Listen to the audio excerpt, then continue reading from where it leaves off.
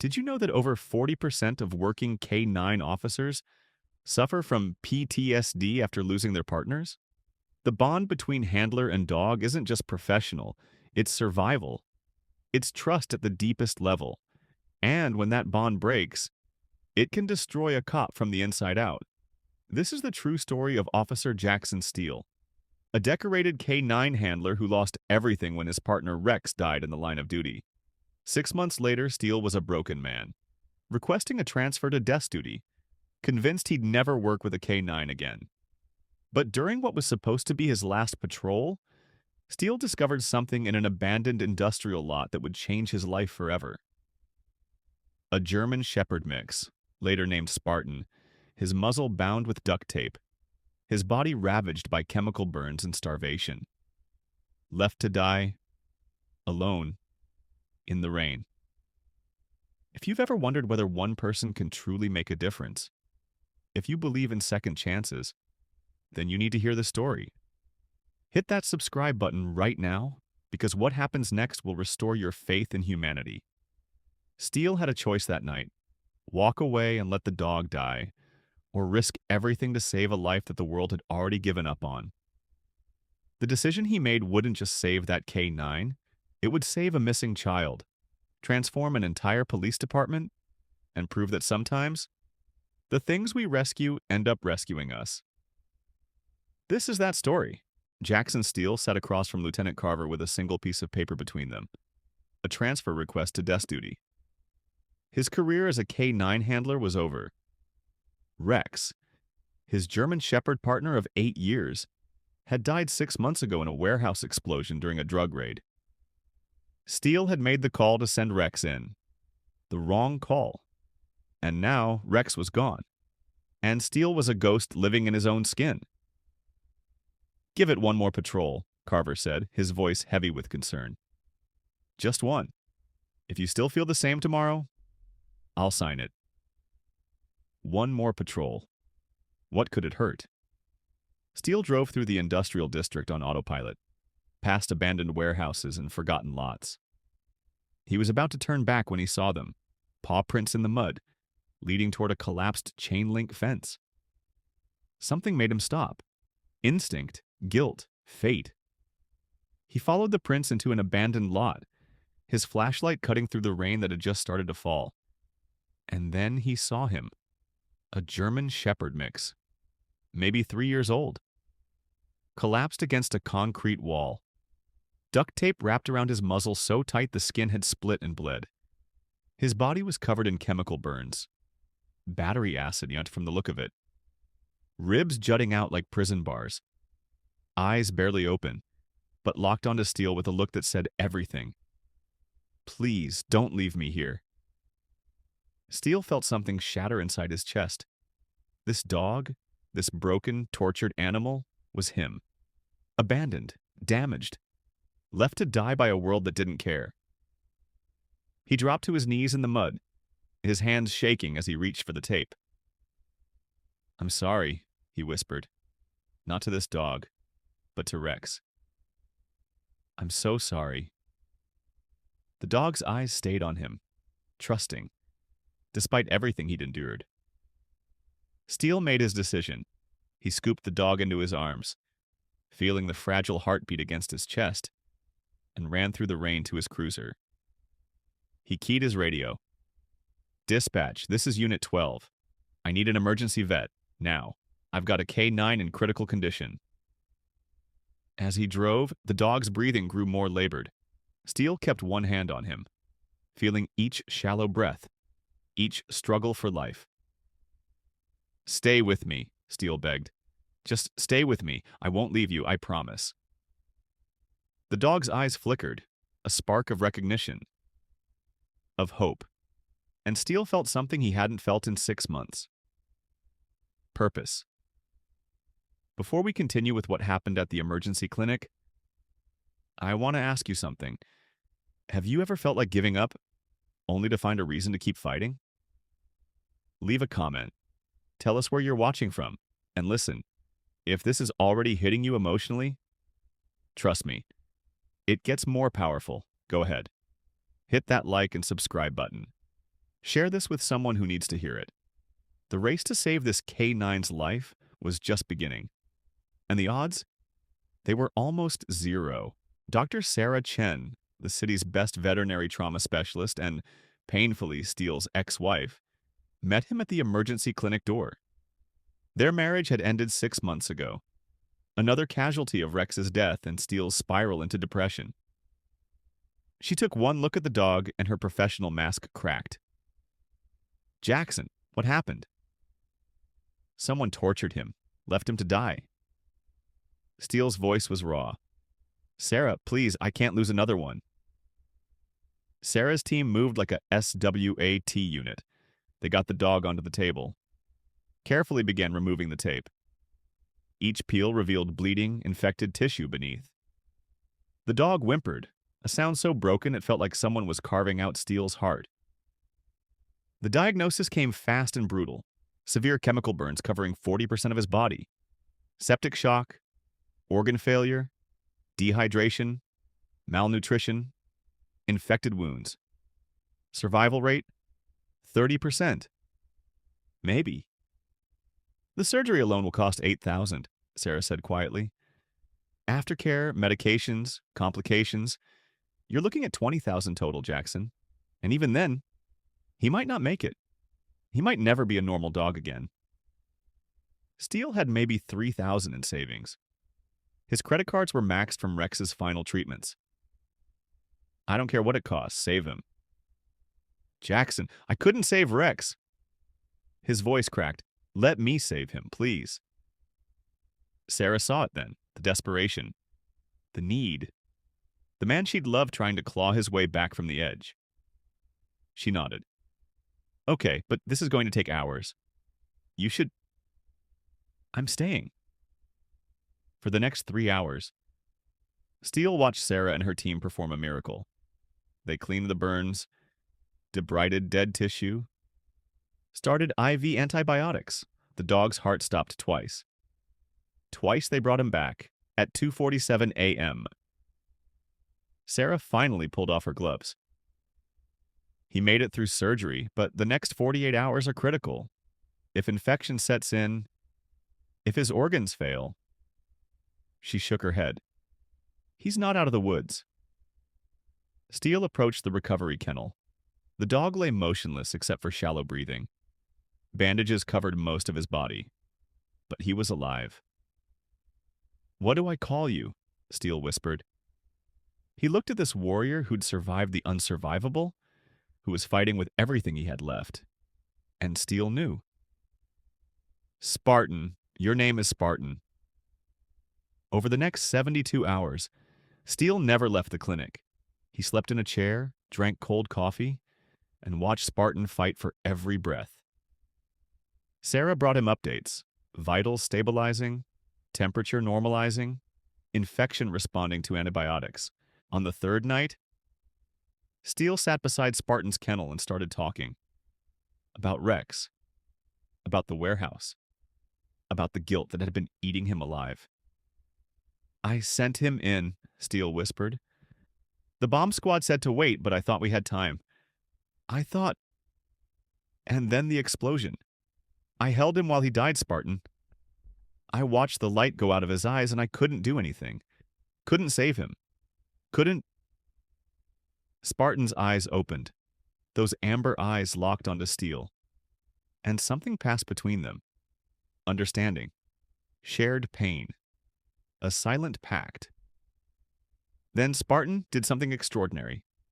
He pressed his nose against the kennel bars, against Steele's hand, and made a soft sound, not a whimper, but something gentler, something that said, I'm here. You're not alone. Steele broke. 6 months of grief, guilt, and trauma came pouring out in sobs that shook his entire body. And Spartan, this dog who'd been tortured and abandoned, offered comfort to the man who'd saved him. Sarah watched from the doorway, tears streaming down her face. Take him home tomorrow, she said quietly. You both need each other. That night, for the first time in 6 months, Steele slept without nightmares. The healing had begun. 6 weeks later, Spartan had transformed physically. The burns had healed into patches of new fur. He'd gained 30 pounds of healthy muscle. The haunted look in his eyes had been replaced by something that looked almost like hope. But the emotional scars ran deeper. Spartan still flinched at loud noises, still cowered when strangers raised their voices, still refused to eat unless Steele was in the room. Steele understood. He had his own scars. To give Spartan structure, Steele started basic training: sit, stay, come. Simple commands that seemed to ground the dog, to give him purpose in a world that had been nothing but chaos. They were at Riverside Park one Thursday morning when everything changed. Steele threw a tennis ball. Spartan really ran for the first time, grabbed it, and brought it back with something that looked like joy. Then Spartan's entire body went rigid. His head snapped toward a cluster of trees. His nose worked the air, and he took off. "Spartan, wait!" Steele found him sitting at the base of an oak tree, staring up intently, his tail wagging with urgent energy. Steele looked up and his blood froze. A man, maybe 60, was slumped in the branches 8 feet up, his face gray, his breathing labored. A diabetic medical alert bracelet caught the sunlight. "Sir, can you hear me?" Steele was already calling 911. The man's eyes fluttered.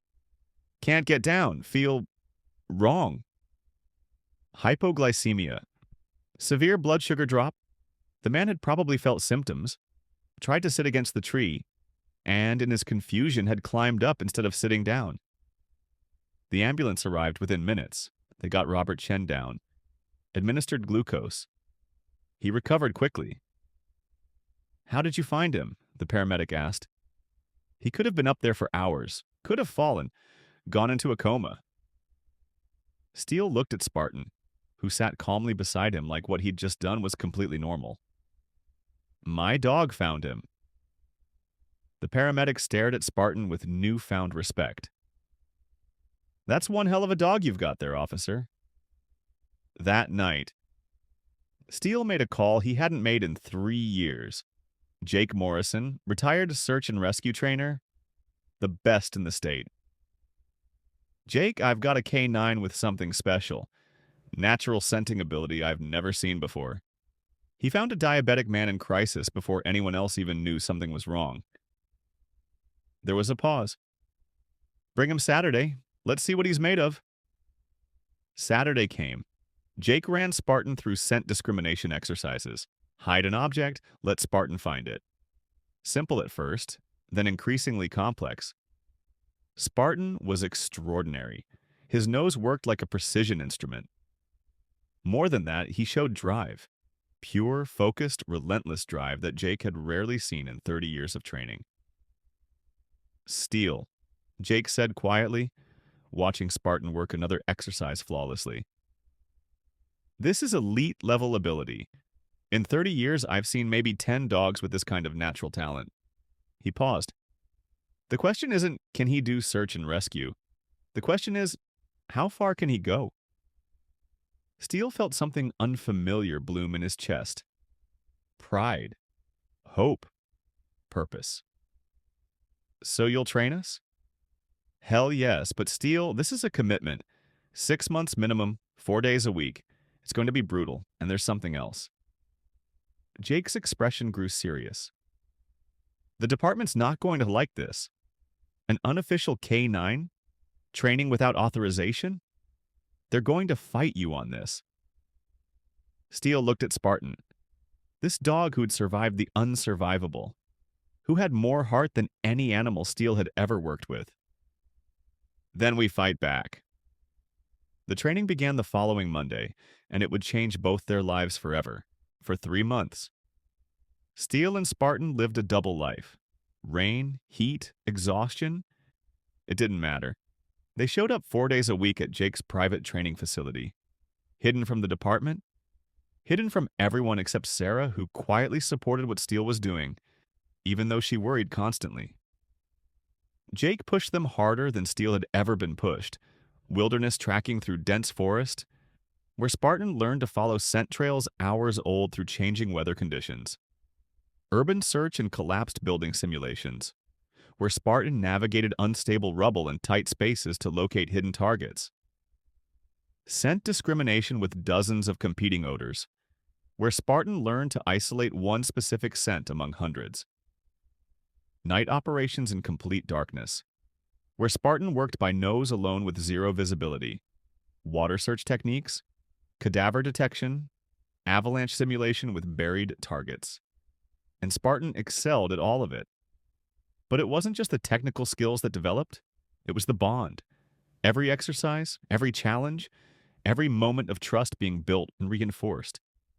Steele learned to read Spartan's body language, the subtle ear twitches that meant he'd caught a scent, the specific bark pattern that indicated he'd found a target, the way his tail stiffened when he was working through a difficult problem.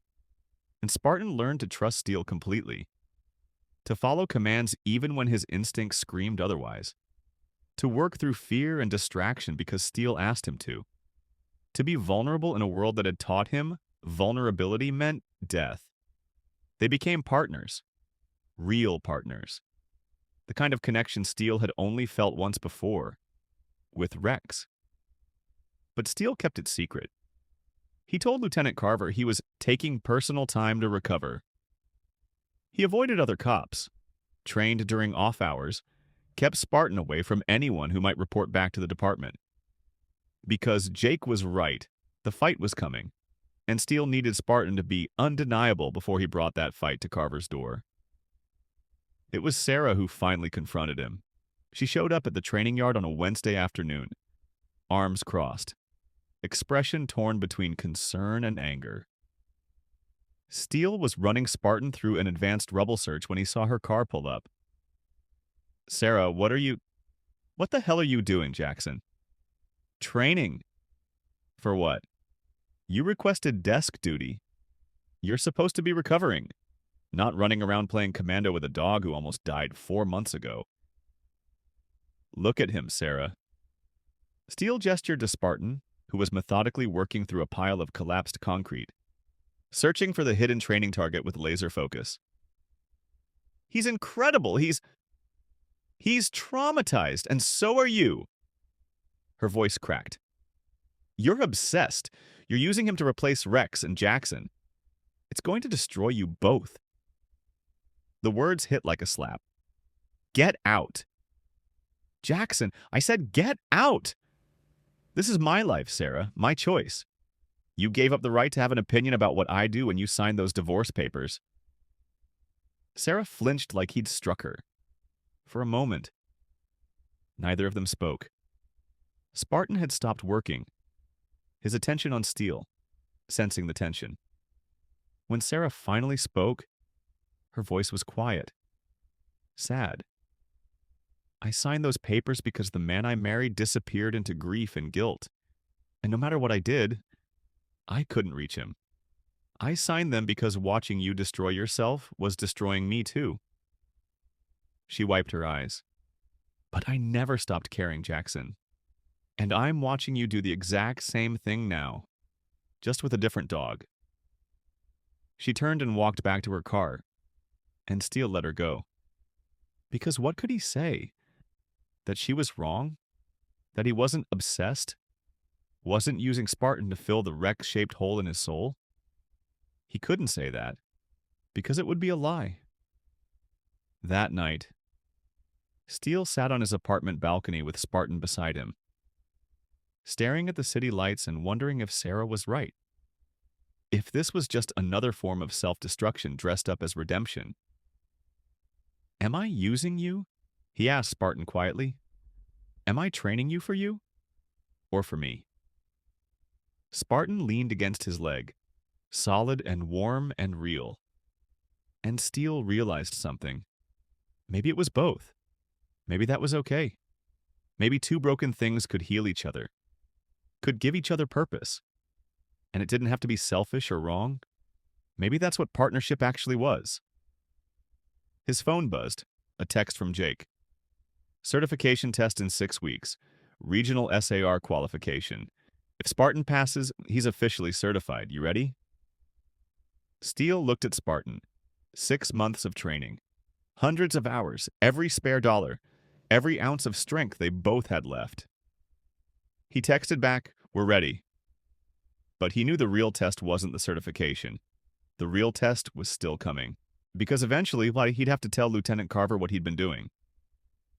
Eventually, he'd have to fight for Spartan's right to wear a badge. And eventually, Spartan would have to prove that a rescued German Shepherd mixed with a nightmare past could be exactly what the world needed. A hero. The call came at 11:47 p.m. on a Tuesday, 1 week before Spartan's certification test. "Jackson, it's Carver. Missing child. 6-year-old girl, Emily Rodriguez. Last seen at her grandmother's house 6 hours ago. We've got 40 officers, helicopter with thermal. Volunteers from 3 counties. We've searched every house in a 2-mile radius." His voice dropped. "There's a storm coming. Flash flood warnings. If we don't find her in 3 hours. Steele was already dressed. "Where do you need me?" "Industrial District. The warehouse is off Sterling. It's a long shot, but we have to cover everything." The Industrial District, where Steele had found Spartan 7 months ago. "I'm on my way." He looked at Spartan, who was already standing, sensing the urgency. For 7 months, they'd trained for exactly this, but Spartan wasn't certified, wasn't authorized. If Steele brought him and something went wrong, Steele grabbed his keys, made his choice. "Let's go save a life." At the command post, Lieutenant Carver saw Spartan and froze. "Steele, what is that dog doing here?" "He's search and rescue trained, sir." "He's not certified. He's not authorized." "Steele, we have protocols. We have a missing 6-year-old and a storm that hits in less than 3 hours. Steele's voice was steel. "Spartan has the best nose I've ever seen. Better than Rex. He can cover ground your teams can't. And right now, Emily Rodriguez doesn't care about protocols." Carver stared at him. Around them, radios crackled with negative reports. No sign. Nothing. "If this goes sideways, it's your badge. Understand?" "Yes, sir." "You've got 2 hours. Find her, Steele." Steele gave Spartan Emily's jacket to smell. The dog's nostrils flared, processing the scent. "Find her, Spartan. Find Emily." Spartan lunged forward with such force Steele had to brace himself. If you're starting to see where this is going, do me a favor and smash that like button right now. Because what happens in the next few minutes is the most intense part of this entire story. And make sure you're subscribed. You won't want to miss how this ends. They moved into the district, away from the organized search teams. Spartan was following something Steele couldn't see, a ghost trail of scent molecules invisible to human senses. Through abandoned warehouses, over fences, past rusted machinery. The rain started, light, then harder, washing away scent. But Spartan didn't slow. He moved faster, more urgent, as if he knew what was at stake. They reached the lot where Steele had found Spartan. The memory hit like a punch. The rain, the dying dog. The choice that changed everything. Spartan veered toward the old storm drain system, the drains that were about to become death traps. Steele's flashlight found it, Emily's backpack. His heart stopped. He keyed his radio. "This is Steele. I've got Emily's backpack at the storm drains off Industrial and Carpenter. Requesting immediate backup." He heard it then, faint crying from below. A child's voice, weak and terrified. The storm drain entrance was too narrow for Steele. The structure was unstable, but Spartan was already moving forward. Squeezing into the darkness. Steele grabbed a rope, tied it to stable concrete, and lowered himself into the drain. The water was knee-deep, rising fast, ice cold. His flashlight found them. Spartan was on a ledge 20 feet ahead, and beside him, Emily, curled up, hypothermic, barely conscious. "Emily!" Steele pushed forward. The water was chest deep now. the current trying to pull him downstream. The structure groaned, unstable, ready to collapse. He reached them. Emily was blue-lipped, shivering violently, unconscious. Spartan was pressed against her, using his body heat to keep her warm. Steele gathered her into his arms. She was so small, so cold. He turned to leave, but the water had risen too fast. The current was too strong. He couldn't fight it while carrying Emily. This was it. The moment all the training had been for. "Spartan," Steele said, his voice steady despite the terror. "Go, get help! Spartan, go get help!" Spartan's eyes locked onto Steele's. In that look was everything. The rescue, the recovery, the bond they'd built. Then Spartan turned and disappeared into the darkness, swimming against the current, fighting back to the entrance. Steele held Emily close, her heartbeat faint. "Stay with me, sweetheart. Help is coming." The water kept rising, and Steele, standing in a collapsing storm drain with a dying child, prayed that Spartan would make it. Outside, Spartan burst from the entrance, barking with desperate urgency. Lieutenant Carver saw him first, saw the rope, saw Spartan running between the entrance and the officers. "Get fire and rescue over here now!" Carver was already running. "Someone's in that drain." The next 10 minutes were chaos.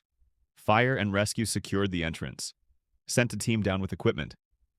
They pulled Steele out first, Emily in his arms. Paramedics swarmed, wrapping her in thermal blankets, starting IVs. Steele collapsed in the mud, exhausted, freezing. And Spartan was there, pressing against him, checking his partner was alive. "Good boy," Steele managed. "Good boy, Spartan." The paramedic gave a thumbs up. Weak pulse, but stable. Emily was going to make it. Lieutenant Carver stood over Steele, rain streaming down his face. That was the most reckless, unauthorized, protocol-violating thing I've ever seen. Steele waited for the end. It was also the bravest. That K9 saved her life. And saved yours also. Carver's expression softened. "Get him certified, official. I want that dog in our unit. He's a hero. Make it official." Steele couldn't speak. He just nodded. His hand in Spartan's wet fur. They'd done it, against every odd. They'd saved a life. Together. 3 months later, Steele stood in City Hall with Spartan beside him in an official K9 vest. The certification ceremony was packed. 200 people, including Emily Rodriguez and her mother in the front row. Mayor Patricia Chen stepped to the podium. "We're here to honor an extraordinary partnership. Officer Jackson Steele and K9 Spartan have demonstrated what courage and trust can accomplish." She recounted the story, the rescue, the discovery, the transformation from abused dog to certified hero. Spartan's story reminds us that we should never judge potential by appearance, never dismiss value based on background, and never underestimate what broken things can become when given love and purpose. She presented Steele with the Medal of Valor, then hung a special medal on Spartan's vest. "Good boy," she whispered. "Very good boy." Lieutenant Carver spoke next. "In 30 years, I've never seen anything like this. Spartan has a perfect certification record, and his nose? Better than dogs that cost $50,000. He paused, his jaw set. There were people who said a rescue dog couldn't be a working K9. Those people were wrong. This dog has the heart of a lion, and anyone who says otherwise can come talk to me." After the ceremony, the press swarmed Steele. "What do you say to people afraid of rescue dogs? Judge individuals by their actions, not their background. Spartan proved what he is, a hero. That should be enough. Can Spartan replace Rex?" Steele was quiet. "No, nothing could replace Rex. But that's not what this is about. Rex taught me about trust and sacrifice. Those lessons, Rex's legacy, made me capable of saving Spartan. and Spartan saving me. They're both heroes, different, but equal. Sarah appeared afterward, tears in her eyes. I was wrong. This wasn't obsession.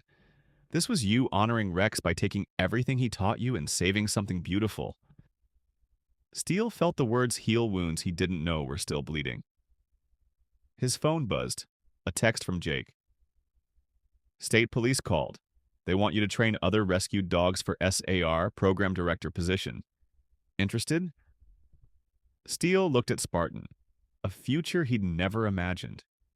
Teaching others, saving more dogs, creating more second chances. What do you think, boy? Ready to change the world? Spartan barked once. Sharp, clear, affirmative. They walked to the car, driving past the industrial district where it all began. Steele finally understood something profound. Healing isn't about forgetting pain. It's about transforming it into purpose. Rex had died a hero, and in his death, he'd created space for Spartan's life, for Emily's rescue, for Steele's redemption. Nothing was wasted. Every moment of suffering led here, to this partnership that would save dozens more lives. From a dying dog in the rain, to a certified hero with a medal. From a broken cop, to a man with purpose. Everything changed because Jackson Steele refused to walk away from a suffering animal. Second chances are real. Broken things can heal. And sometimes, the things we save end up saving us right back. If this story inspired you, I need you to do 3 things right now. Like this video, subscribe to this channel, and share this with everyone you know. Because stories like Spartan's, they remind us what's possible when we choose compassion over convenience. When we choose hope over despair. When we choose love over fear. Thank you for watching, and remember, you never know when you'll get the chance to change someone's life. Or when they'll change yours.